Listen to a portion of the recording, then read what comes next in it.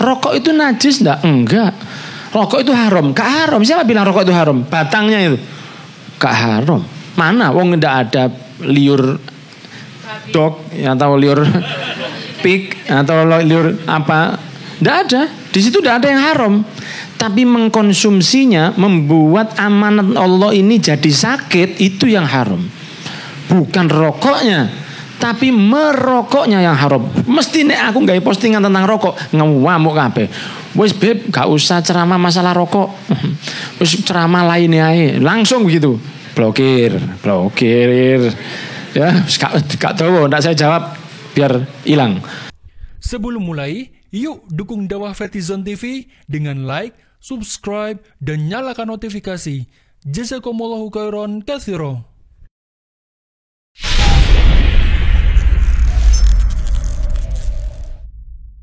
Saya tidak tahu, katanya Ramadan ini ono dukhon ya. Ono dukhon. Wis insyaallah diundur ya. Ya. Kan ada yang pasti.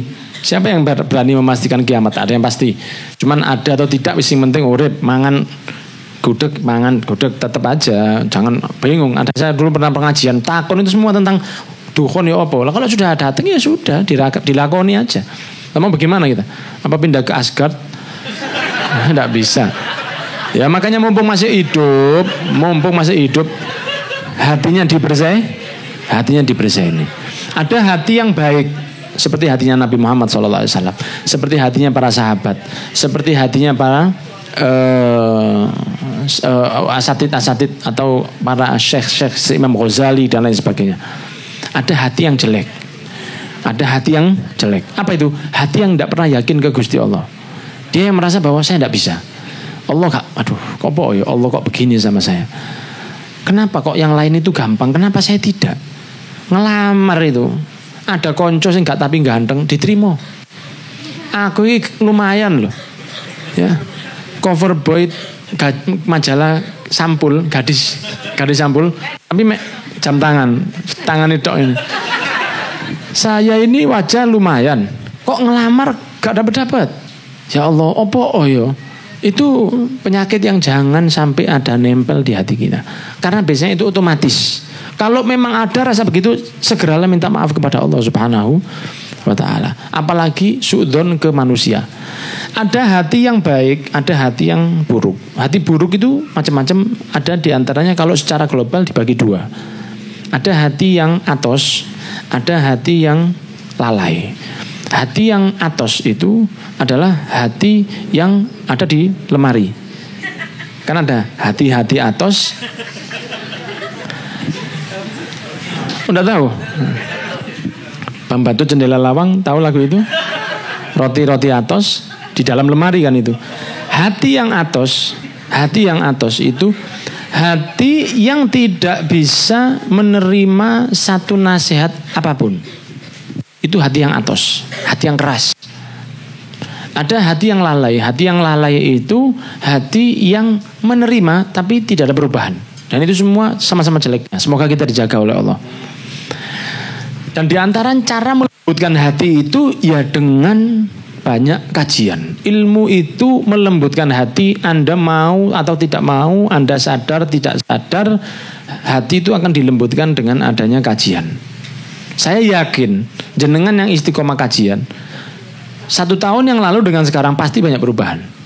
Walaupun kadang-kadang yang disampaikan pemateri ada yang jenengan tidak paham atau jenengan paham tapi gak bisa ngelakoni. Tapi perubahan itu ada. Makanya orang itu harus wajib mendengarkan khutbah Jumat. Gak oleh khutbah Jumat sambil wiritan, itu tidak boleh. Ini sidang Jumat yang dirahmati oleh Allah. Sidang Jumat ini tas di sidang polisi, masuk masjid di sidang lagi. Terus di dalam masjid itu sambil ini khotib Jumat, sini astagfirullahaladzim, tidak boleh. Saking pentingnya mendengarkan satu khutbah atau kajian. Kajian itu membuat hati kita lembut. Kajian itu membuat hati kita ini semakin bisa menerima apa yang baik dari Allah. Tidak harus jenengan ngaji sekarang, kemudian dari topik yang disampaikan ini jenengan dapat manfaat. Kadang-kadang karena jenengan melakukan ilmu yang jenengan fahami, Allah akan nambah ilmu dari yang belum jenengan pelajari sebelumnya, diberi pemahaman yang baik oleh Allah. Man amila bima alima warathahullahul ilma ma lam ya'lam, kata Rasul. Siapa yang mengamalkan ilmu yang didapat, maka dia akan diberi ilmu yang belum pernah didapati sebelumnya. Diberi pemahaman oleh Allah. Saking manfaatnya ngaji. Ngaji itu membuat hati ini lembut. Jadi masih ngantuk, teko di sepeda sambil tidur gak apa-apa wis, yang penting saya sampai. Hati ini lembut dengan kajian, dengan baca Quran itu jadi lembut. Ada hati yang keras. Hati yang keras itu hati yang tidak bisa dinasehati. Contohnya siapa? Contohnya biasanya, karena ini tidak ada yang merokok kan sekarang. Perokok itu hatinya rada keras kadang-kadang. Mas, rokok itu membunuhmu. Sudah ditulis oleh pemerintah radhiyallahu anhum. Ya. Sudah ditulis rokok membunuhmu. Ya, sudah ditulis. Saya setiap buat postingan tentang rokok mesti ngake sing ngamuk. Padahal itu bukti saya sayang saya kepada perokok. Kadang-kadang saya ditakoni, Habib itu beraninya di sosmed. Misalnya kalau ada ustadznya yang ustadz perokok, Habib berani ngomong, "Lho kene wonge. Lho Arema iki." Ya. Lho ya apa? Saya enggak ngomong di belakang, ndak ono wonge tak kandhani siapa saja karena saya sayang. Beda dikit antara rokok dengan baygon itu beda dikit. Iya, coba sekarang misalnya orang itu baygon itu kalau disemprot, tapi don't try this ya. Ada gelas, coba disemprot no baygon, pasti jadi cair dia di sini. Setetes saja dicoba. Satu mati kira-kira? Enggak mati. Cuman kalau 1 tahun mungkin mulai watuk. mulai watuk. Sama. 1. Besok mati enggak? Enggak mati. Tapi lama-lama sakit. Maka baygonnya gak najis. Tapi mengkonsumsi baygon itu hukumnya haram karena dia berbahaya. Rokok itu najis enggak. Rokok itu haram. Gak haram. Siapa bilang rokok itu haram? Batangnya itu gak haram. Mana? Wong ndak ada liur dog atau liur pig atau liur apa? Ndak ada. Di situ ndak ada yang haram. Tapi mengkonsumsinya membuat amanat Allah ini jadi sakit, itu yang haram. Bukan rokoknya, tapi merokoknya yang haram. Mesti nek aku gawe postingan tentang rokok ngamuk kabeh. Wis beb, gak usah ceramah masalah rokok. Wis ceramah lainnya ae. Langsung begitu. Blokir. Ya, gak tahu, ndak saya jawab biar hilang. Kenapa? Karena hati tidak mau menerima. Padahal itu benar. Tidak ada orang nasihati orang lain, Mas ojo rokokan, kecuali ada rasa sayang.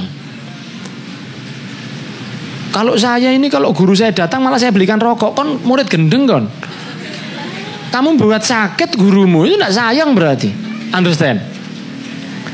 Atau seperti hatinya yang lalai. Kalau lalai itu diberitahu, iya aku kepingin mandek aku. Tapi meneh rokokan mana? Mas, masuk rokokan lagi mas? Iya ya Allah.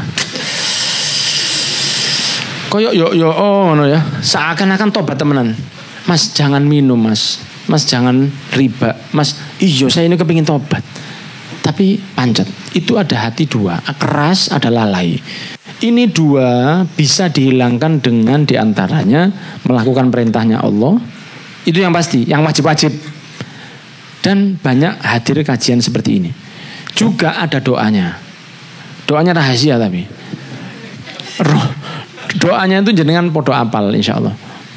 1, doa untuk lembutkan hati. Ya muqallibal qulub tsabbit qalbi ala dinik. Itu doa luar biasa. Ya Allah yang membolak-balikkan hati, kuatkan hatiku di dalam agamamu. Itu yang pertama. Ada lagi, Rabbana la tuzigh qulubana ba'da id wa hab lana min ladunka rahmatan innaka antal wahhab. Itu doa supaya hati tidak sampai belehar. Apa belehar itu?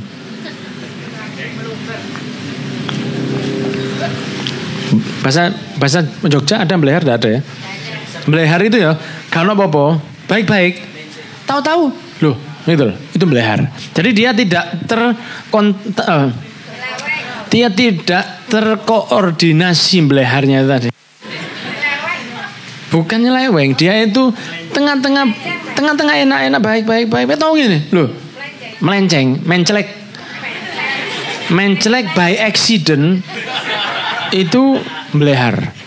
Jangan engkau sesatkan hati kami setelah engkau memberi hidayah kepadanya. Jadi enak-enak, baik, tahu-tahu sama sekali tidak ibadah. Itu yang namanya belehar. Jadi dia lurus, tahu-tahu belok. Ya Allah, jangan engkau sesatkan hati kami setelah engkau beri hidayah kepada hati kami. Wahab lana min ladunka rahmatan innaka antal wahhab, dan berikan kami dari sisimu rahmat karena engkau maha memberi. Itu doa dua itu kalau bisa dibaca setiap selesai sholat fardu. Tohor Rabbana la tuzigh qulubana, asar Rabbana la tuzigh qulubana. Itu hati insya Allah diberi kebaikan. Yakin ke Allah insya Allah baik. Husnudon ke Allah insya Allah akan baik. Husnudon ke manusia insya Allah baik. Penyakit hati juga bisa baik. Ingatlah yang dilihat oleh Allah itu bukan amal jenengan. Allah itu lihat orang misalnya. Satu sholatnya suwe. Ya. Iki sembahyang apa beatbox iki heran ya. Saking fase. Tapi hatinya melayang nang Barcelona, ke Madrid, Liverpool, PSM Mataram, Jogja ya apa? Apa? PSS itu masih ada. Enggak, kalau Arema kan Masya Allah ya. Dia ngomongnya macam-macam, belehar, sholatnya temenan, suwe, Allahu Akbar. Tapi hatinya gak khusyuk. Ada yang satu sembahyangnya biasa, Allahu Akbar, Bismillahirrahmanirrahim. Biasa, tapi khusyuk. Mana yang diterima sama Allah? Yang khusyuk. Bukan karena fisiknya, karena hatinya. Kita ini semua akan selamat karena Allah lihat hati kita. Hati itu nemen pentingnya. Manusia itu kalau tidak makan bisa isdet, ya kan? Orang kalau tidak makan bisa mati. Hati kalau tidak dikasih makan bisa mati. Kalau makannya badan itu gudeg, sate, kelata. Ini bukan kode, cuma cerita aja ya. Baru nyampe saya. Terus golongannya apa sih makanan khas Jogja itu apa sih? Bakpia ya dan lain sebagainya. Itu makanan badan. Makanan hati itu apa? Ini makanan hati. Ngaji itu makanan hati. Sebagaimana kalau badan tidak dikasih makan mati, hati kalau tidak dikasih makan juga mati. Semoga yang saya sampaikan ada manfaatnya. Oke? Iya, jam 17.12 kurang 5 menit adzan maghrib. Masih lama. Oh, di sini enggak ada maghrib. Enggak pakai maghrib. Sampai jam berapa biasanya? 5.50. Oh, mosok sampai jam mas. Mosok sampai maghrib. Anda. Oh, iya. Karena ini Jogja, nggih, sik. Tak jelok sih. Oh iya.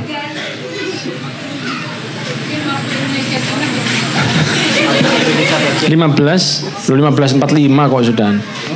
15.45.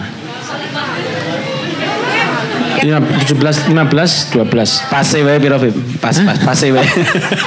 Hadirin yang dirahmati oleh Allah, cukup insyaallah ya. Karena saya mau ke teras dakwah, saya rasa perjalanannya rada lumayan ya. Salat berapa menit? 10 menit. Ya, wis.